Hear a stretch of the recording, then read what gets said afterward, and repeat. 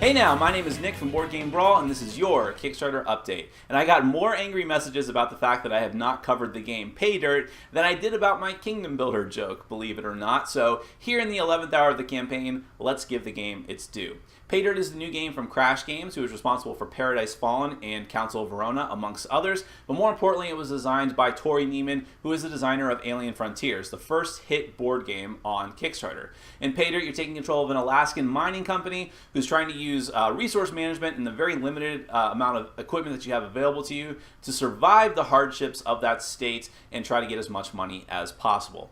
Indie Board and Cards ran a very successful Kickstarter for a reprint of the game Coup last year, and now they're offering Coup Reformation, the first expansion for the game, which is going to offer allegiances. You can be either a loyalist or a reformist, and also offers the Inquisitor card variant. For those that don't know, Coup is basically a game about lying and being very good at lying.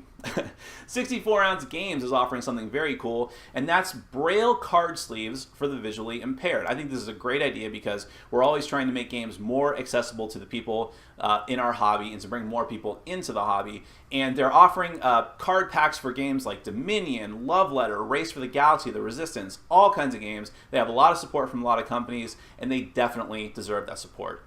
Gray Fox Games and 8th Summit Games are offering Till Dawn, which was designed by Richard Launius and Jason Maxwell, and it's basically a push-your-luck card game where each player takes control of a vampire who is vying control of their coven and is trying to become the best elder and impress all the elders and so on and so forth. It's very impressive in the fact that it can go up to 12 players if you buy the expansion pack. And finally, Dragon Valley from Queen Games is a family-oriented, sort of kid-friendly dexterity cooperative game where players are trying to get baby dragons back to their home. What actually interested me most about this game is that there was another game called Dragon Valley that just came out a couple of years ago from Diamond K Games, and I think someone at Queen Games should definitely learn how to use Google or Board Game Geek, either or. It would have been very, very simple to see that there was already another game of the exact same name, but what are you going to do?